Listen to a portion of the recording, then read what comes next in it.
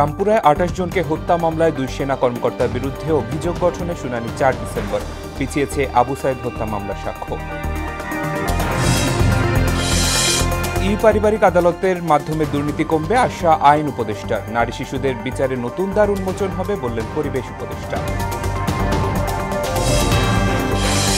প্রবাসীদের ভোট গ্রহণ প্রক্রিয়া নিয়ে ডাক বিভাগের সঙ্গে ইসির বৈঠক, নির্বাচন সংশ্লিষ্ট কর্মকর্তাদের ভোটদানে বিশেষ পরিকল্পনা। এবং তাজরিন ট্রাজেডি ১৩ বছর আজ অনেকেই ফিরতে পারেনি স্বাভাবিক জীবনে, ক্ষতিপূরণ না পেয়ে আহত শ্রমিকদের হতাশা।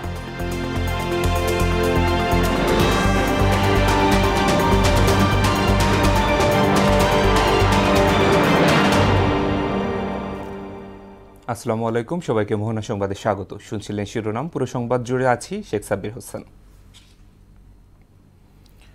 জুলাই আগস্ট আন্দোলন ঘিরে রাজধানী রামপুরায় ২৮ জনকে হত্যার ঘটনায় মানবতা বিরোধী অপরাধ মামলায় বিজিবির সাবেক কর্মকর্তা লেফটেন্যান্ট কর্নেল রেদওয়ানুল ইসলাম সহ ৪ জনের বিরুদ্ধে আনুষ্ঠানিক অভিযোগ গঠনের উপর শুনানি ৪ ডিসেম্বর।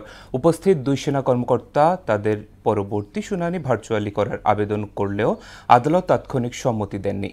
এ মামলায় পলাতক ২ আসামির পক্ষে স্টেটে ডিফেন্স নিয়োগ দেওয়া হয়েছে। এদিকে আবু সাইদ হত্যা মামলায় বেগম রোকেয়া বিশ্ববিদ্যালয়ের সাবেক ভিসি শরীফুল ইসলাম সহ ৩০ জনের বিরুদ্ধে সাক্ষ্য গ্রহণের তারিখ পিছিয়ে ২৭ নভেম্বর নির্ধারণ করেছে ট্রাইব্যুনাল। আন্তর্জাতিক অপরাধ ট্রাইব্যুনালে বিচার কার্যক্রম নিয়ে আরও জানাতে যুক্ত হচ্ছেন আমার সহকর্মী মেজবা রহমান।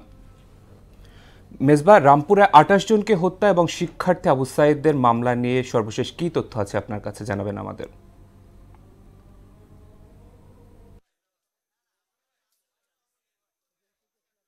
করছিলেন গত বছর জুলাই আন্দোলনের সময় রামপুরায় ২৮ জনকে হত্যার ঘটনায় ৪ জন আসামি ছিলেন এই ঘটনায়, অর্থাৎ ২ জন সেনা কর্মকর্তা ছিলেন এবং ২ জন পুলিশ কর্মকর্তা ছিলেন। এই ৪ জনের মধ্যে ২ জন আসামি আটক ছিলেন, অর্থাৎ ২ জন সেনা বিজিবি কর্মকর্তা আটক ছিলেন এবং পুলিশ কর্মকর্তা এখনো পলাতক রয়েছেন ২ জনই। সেই আটক ২ সেনা কর্মকর্তাকে আজ সকাল ৯টার পরে বিশেষ প্রিজন ভ্যানে করে, অর্থাৎ আমরা দেখেছি গতকাল সেনা সদস্য গুম এবং খুনের মামলায় যে ১৩ সেনা সদস্যকে ট্রাইব্যুনালে আনা হয়েছিল যে প্রিজন ভ্যানে করে বিশেষ নিরাপত্তায়, সেই একইভাবে এই বিজিবির ২ সেনা কর্মকর্তা কর্নেল এই ২ সেনা কর্মকর্তাকে বিশেষ প্রিজন ভ্যানে করেই কিন্তু ট্রাইব্যুনাল আনা হয়েছে এবং তাদেরকে ট্রাইব্যুনালে আনা হবে বলে ট্রাইব্যুনাল আশেপাশে বেশ নিরাপত্তা জোরদার করা হয়েছে। আমরা দেখেছি সকাল থেকেই এখানে র্যাব, সেনাবাহিনী থেকে শুরু করে পুলিশের বিশেষ শাখা, বিজিবি, এপিবিএন সদস্যরা এবং সাদা পোশাকে পুলিশ বাহিনীর সদস্যরা বেশ নিরাপত্তায় ছিল। অর্থাৎ ট্রাইব্যুনাল এলাকাকে বেশ কড়া নিরাপত্তা চাদরে ঘিরে রাখা হয়েছে এবং সেই তাদের অর্থাৎ মামলার পরবর্তী আনুষ্ঠানিক শুনানি আগামী ৪ ডিসেম্বর তারিখ নির্ধারণ করেছে আন্তর্জাতিক ট্রাইব্যুনাল ১-এর চেয়ারম্যান গোলাম মুর্তজা মজুমদার। এই সময় তারা জানিয়েছেন যে আগামী ডিসেম্বর মাসের যে ৪ তারিখ তাদের পরবর্তী শুনানি, সেই শুনানিতে তারা ভার্চুয়ালি যুক্ত হবেন। এই আবেদন জানান সেনাবাহিনীর পক্ষে, অর্থাৎ বিজিবির পক্ষে যিনি আইনজীবী ছিলেন সালাউদ্দিন, তবে সেইটি তাৎক্ষণিকভাবে আসলে আমলে নেননি ট্রাইব্যুনাল। আমরা দেখেছি গতকালও কিন্তু একই হয়েছে, অর্থাৎ সেনা সদস্য যারা গুমের মামলাতে ১৩ জন আসামি ছিলেন তারাও ভার্চুয়ালি যুক্ত হওয়ার শুনানি দেওয়ার আবেদন জানিয়েছেন, সেটিও কিন্তু আসলে আমলে নেননি তাৎক্ষণিকভাবে। এবং একই সঙ্গে জানিয়ে রাখতে চাই, আজকে চাঙ্কারপুলের ৬ জনকে হত্যা মামলার সাক্ষ্য গ্রহণ আছে, সেটি কিন্তু এখনো শুরু হয়নি ট্রাইব্যুনাল ১-এ, শুরু হবে কিছুক্ষণের মধ্যে ধারণা করা যাচ্ছে। এবং আরেকটি বিষয় ছিল রংপুরের বেগম রোকেয়া বিশ্ববিদ্যালয়ের শিক্ষার্থী আবু সাইদ হত্যা মামলার ২১তম দিনের সাক্ষ্য গ্রহণ। একটু বলতে চাই, আবু সাইদ হত্যা মামলার পরেই কিন্তু আন্দোলনের বেগবাদ হয়েছিল, তবে এই আবু সাইদ হত্যা মামলার সাক্ষ্যই আজকে উপস্থিত হতে পারেনি। এই নিয়ে কিন্তু প্রায় ৪ বারেরও বেশি সময় কিন্তু আজকে সাক্ষী উপস্থিত না হয় ট্রাইব্যুনাল ২ বেশ ক্ষোভ প্রকাশ করেছে এবং এই মামলার পরবর্তী সাক্ষ্য গ্রহণ আগামী বৃহস্পতিবার দিন ধার্য করেছে ট্রাইব্যুনাল ২। এই ছিল আমার কাছে ট্রাইব্যুনাল থেকে সবশেষ। সাব্বির। জি মেজবা, ধন্যবাদ আপনাকে। ৩ দিনের রাষ্ট্রীয় সফর শেষে ঢাকা ছেড়েছেন ভুটানের প্রধানমন্ত্রী শেরিং তোবগে। সকাল ৯টার দিকে ঢাকা ছাড়েন তিনি। বাংলাদেশ সফরকালে স্বাস্থ্য খাত ও ইন্টারনেট সেবার বিষয়ে ২টি চুক্তি সই হয়। এছাড়া দেশের প্রধান রাজনৈতিক দলসহ সরকারের শীর্ষ কর্মকর্তাদের সঙ্গে বৈঠক করেন ভুটানের প্রধানমন্ত্রী শেরিং তোবগে। পারিবারিক আদালতের মাধ্যমে দুর্নীতি কমার পাশাপাশি সময় বাঁচবে বলে আশা জানিয়েছেন আইন উপদেষ্টা আসিফ নজরুল। সকালে ঢাকা মহানগর দায়রা জজ আদালতে পারিবারিক আদালতের উদ্বোধন অনুষ্ঠানে একথা বলেন তিনি। অনুষ্ঠানে পরিবেশ উপদেষ্টা সৈয়দা রিজওয়ানা হাসান বলেন, পেপারলেস প্রক্রিয়া নারী শিশুদের বিচারের ক্ষেত্রে সম্ভাবনার নতুন বার্তা নিয়ে আসবে, আর এই প্রক্রিয়ায় মামলায় জট কমাসহ বিচারকদের আয় বাড়বে বলেও জানান প্রধান উপদেষ্টার বিশেষ সহকারী ফয়েজ আহমেদ তৈয়াব। এটা হচ্ছে জাস্ট আপনার শুধু মামলা দায়ের করা না, নথি ব্যবস্থাপনা আছে, শুনানি আছে, রায় আছে, সবকিছু অনলাইনে হয়ে যাবে। এটাকে আমরা একটা পেপারলেস কোর্টও বলতে পারি। এটাতে যে ভোগান্তি কমবে, সময় বাঁচবে, দুর্নীতি কমবে, খরচ কমবে, এটা নিয়ে আমাদের কারো কোনো সন্দেহ নেই। নারী জাতির জন্য যারা নির্যাতিত এবং নানান অবিচারের শিকার, এবং যে সমস্ত শিশুরা পারিবারিক সহিংসতা এবং বিদ্বেষের শিকার, তাদের জন্য আসলে অনেক বড় একটা বিচারের বার্তা নিয়ে এসছে, বিচারের সম্ভাবনা নিয়ে এসছে।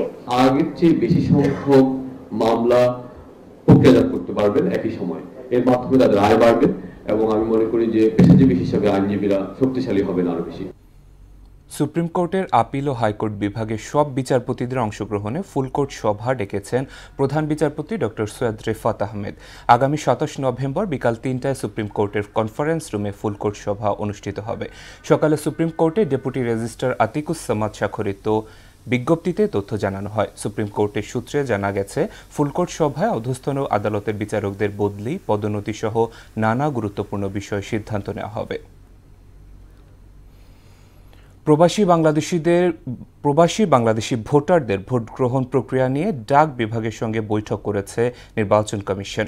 সোমবার বেলা 11টায় শুরু হওয়া এ বৈঠকে প্রবাসী, নির্বাচনে দায়িত্বপ্রাপ্ত জনশক্তি, সরকারি চাকুরিজীবী এবং আইনি হেফাজতে থাকা নাগরিকদের ভোট গ্রহণ নিয়ে আলোচনা হয়। বৈঠকে প্রধান নির্বাচন কমিশনার সহ অন্যান্য কমিশনাররা উপস্থিত ছিলেন। এ বিষয়ে আরো জানাতে নির্বাচন কমিশন ভবন থেকে যুক্ত হচ্ছেন সহকর্মী MR আসাদ। আসাদ, বৈঠকের বিষয়ে সর্বশেষ কি তথ্য আছে আপনার কাছে, আর গণভোট আয়োজন নিয়ে ইসির প্রস্তুতির বিষয়ে কিছু জানাবেন আমাদের।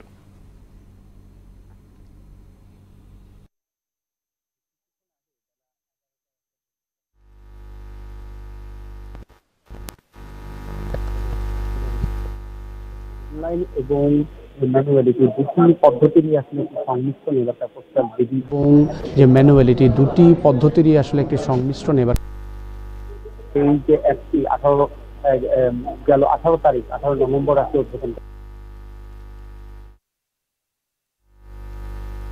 আমরা দেখতে পেয়েছি, এবং সেই রেজিস্ট্রেশনটাতে আমরা দেখতে পাচ্ছি যে আপনাদেরকে দেখানোর চেষ্টা দেখতে পেয়েছি, এবং এই যে আপনাদেরকে দেখানোর চেষ্টা করছি যে অ্যাপটি আসলে করা হয়েছে। সেখানের মধ্যে এখন পর্যন্ত মোট নিবন্ধন, যেটা আসলে 3টি ক্যাটাগরিতে করা হয়েছে, নির্বাচনী আসন অনুযায়ী করা হয়েছে, জেলা অনুযায়ী করা হয়েছে এবং দেশ অনুযায়ী করা হয়েছে। এখানে নির্বাচনী আসন অনুসারে দেওয়া আছে, এবং এখানে আপনি দেখতে পাচ্ছেন এখন পর্যন্ত মোট নিবন্ধন 21,254 জন করা হয়েছে।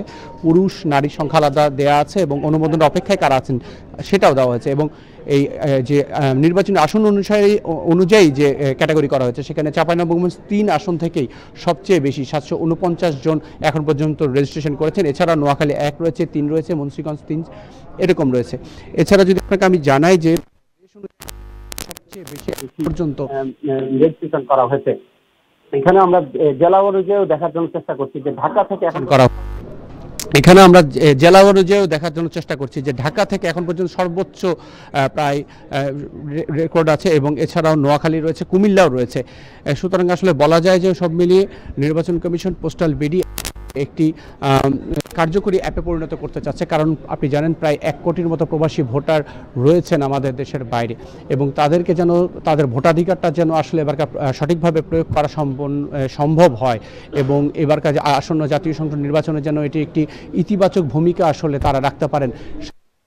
নির্বাচন কমিশনের কাছে একটা দিক নির্দেশনা এসেছে, সেটি নিয়ে নির্বাচন কমিশন কাজ করছে, এবং সেই নির্দেশনার আলোকে আমরা শুনছি যে কিছুদিনের মধ্যেই হয়তো নির্বাচনের তফসিল এবং গণভোট নিয়ে নির্বাচন কমিশন কি ধরনের প্রস্তুতি নিচ্ছে সেটাও আমরা আসলে জানতে পারবো। তো আমার কাছে এই ছিল এখন পর্যন্ত সবশেষ তথ্য। জি আসাদ, ধন্যবাদ আপনাকে। ঢাকার আশুলিয়ার তাজরিন ফ্যাশনসে অগ্নিকাণ্ডে ১৩ বছর পরও মানবেতর জীবনযাপন করছেন আহত শ্রমিকরা। উন্নত চিকিৎসা না হওয়ায় অনেকেই ফিরতে পারেননি স্বাভাবিক জীবনে। এ কারণে হতাহতদের ক্ষতিপূরণ ও পুনর্বাসনের দাবি জানিয়েছেন শ্রমিক নেতারা। নিহত শ্রমিকদের স্মরণে আশুলিয়ার নিশ্চিন্তপুরে সেই ভবনের সামনে পালিত হচ্ছে নানা কর্মসূচি। আরজুমিরের প্রতিবেদন জানাচ্ছেন তাহসিন তারিন। ২০১২ সালের ২৪শে নভেম্বর সাভারের আশুলিয়ায় নিশ্চিন্তপুরে তাজরিন ফ্যাশনস পোশাক কারখানার নিচতলার গুদামঘর থেকে আগুন লাগে। মুহূর্তেই তা ছড়িয়ে পড়ে ৯ তলা পুরো ভবনে। সেই দিন যারা ভবন থেকে লাফিয়ে পড়তে পারেননি তাদের মৃত্যু হয় আগুনে। নিচের ফটক ছিল তালাবদ্ধ। সরকারি হিসেবে এই অগ্নিকাণ্ডে প্রাণ যায় ১১৪ জনের। অনেক শ্রমিক ওপর থেকে লাফিয়ে পড়ে প্রাণে বেঁচে গেলেও মারাত্মকভাবে আহত হন। হাত, পা ও বুকের পাঁজর ভেঙে পঙ্গুত্বের শিকার হন। ঘটনার ১৩ বছর পরও হতাহতদের মিলেনি ক্ষতিপূরণ ও সুচিকিৎসা।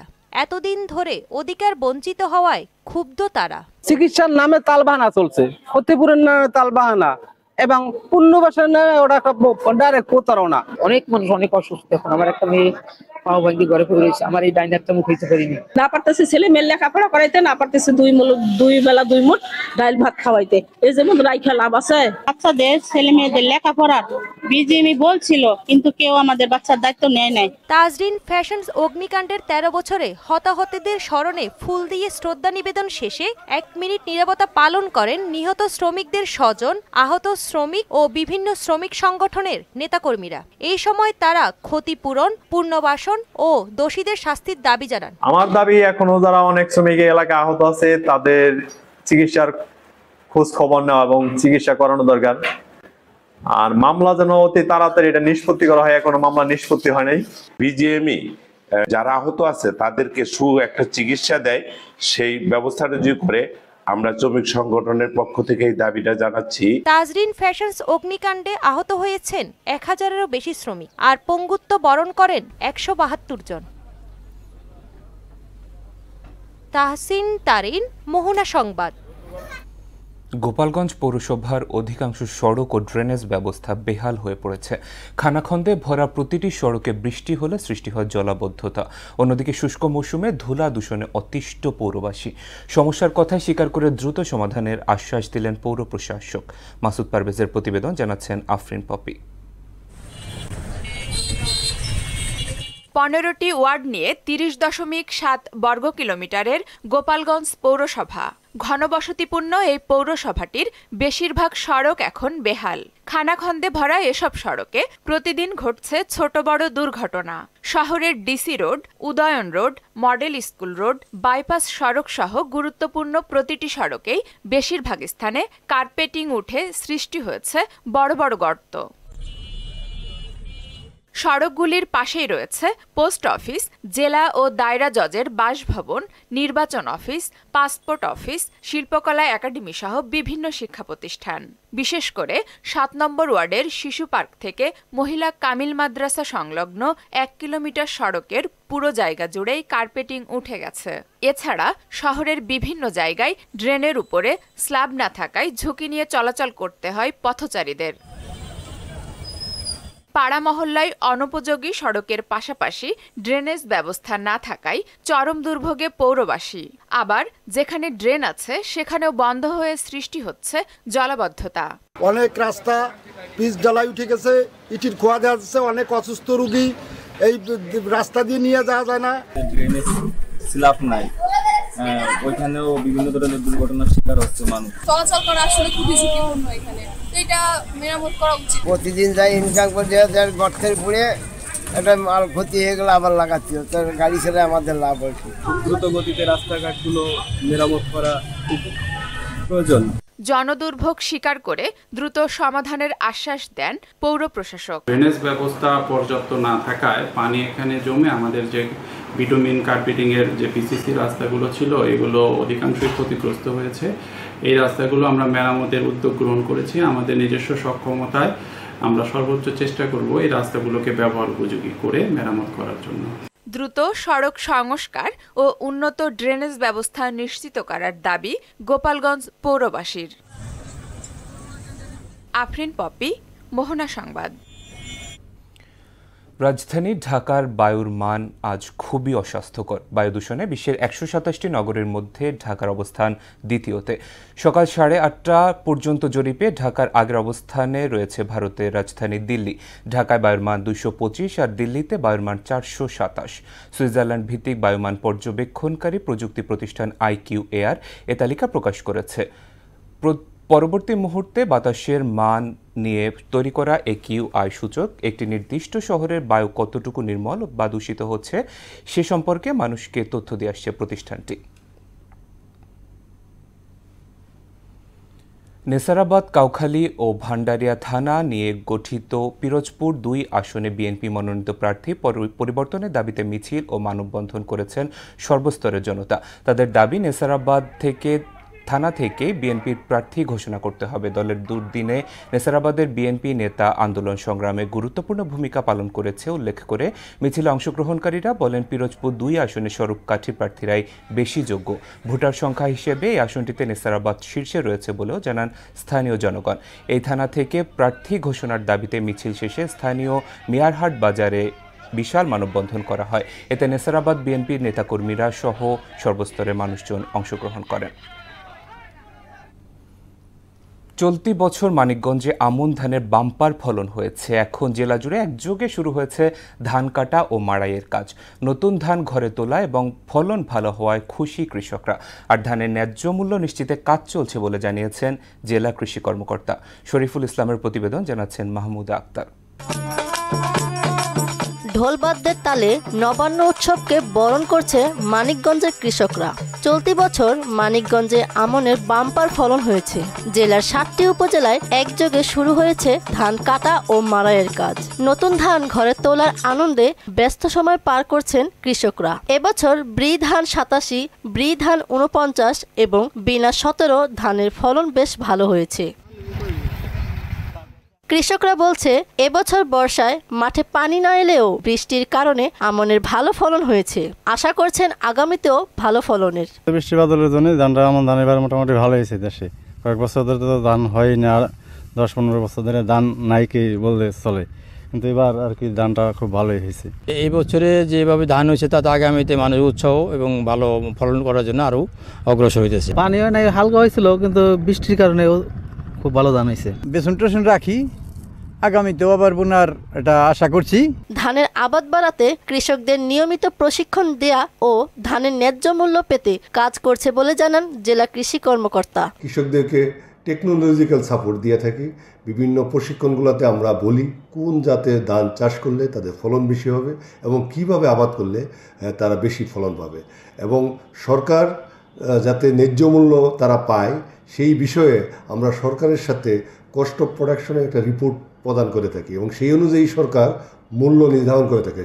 চাউলের মূল্য, ধানের বাজার মূল্য গভর্নমেন্ট নির্ধারণ করে, সেই অনুযায়ী সরকার নিয়ে থাকে। জেলা কৃষি অফিসের তথ্য অনুযায়ী এবছর 13,208 হেক্টর জমিতে রোপা আমন চাষ হয়েছে। মাহমুদা আক্তার, মোহনা সংবাদ। ফুটবল। 1 মাসেরও বেশি সময়ের পর শুরু হচ্ছে বাংলাদেশ ফুটবল লিগের 3য় পর্বের খেলা। আর এ পর্বের শুরুর দিনেই মাঠে গড়াচ্ছে ঢাকার ডার্বি ম্যাচ। বিকেল 2:45 কুমিল্লার ধীরেন্দ্রনাথ দত্ত স্টেডিয়ামে মুখোমুখি হবে মোহামেডান ও ঢাকা আবাহনী। দু দলই আসরে এ পর্যন্ত জয়হীন, যদিও পয়েন্ট টেবিলে আবাহনী 8 নম্বরে, যেখানে মোহামেডানের অবস্থান তলানিতে। এদিকে একই সময় মানিকগঞ্জে আরামবাগের প্রতিপক্ষ হয়ে খেলতে নামবে বসুন্ধরা কিংস। ঢাকায় পুলিশ এফসির বিপক্ষে লড়বে ফোর্টিস এবং মুন্সিগঞ্জের মুখোমুখি হবে ফকিরের পুল ও ব্রাদার্স ইউনিয়ন। শেষ করব মোহনা সংবাদ, যাবার আগে শিরোনামগুলো আরো একবার।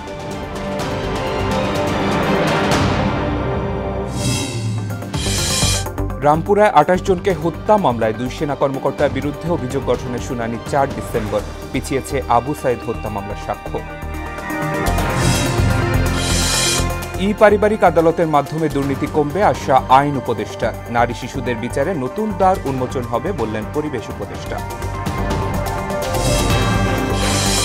প্রবাসীদের ভোট গ্রহণ প্রক্রিয়া নিয়ে ডাক বিভাগের সঙ্গে ইসির বৈঠক। নির্বাচন সংশ্লিষ্ট কর্মকর্তাদের ভোটদানে বিশেষ পরিকল্পনা।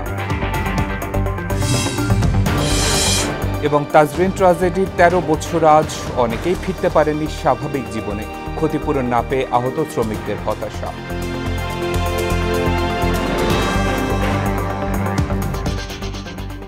দর্শক, এই ছিল মোহনা সংবাদে। পরবর্তী সংবাদ বিকেল 5:30টায়। এর আগে বিকেল 3টায় দেখবেন সংবাদ এক নজরে। মোহনার সবশেষ খবর জানতে ভিজিট করুন www.mohana.tv। সংবাদ দেখতে পারেন ফেসবুক এবং ইউটিউবে। এতক্ষণ সঙ্গে থাকার জন্য ধন্যবাদ সবাইকে।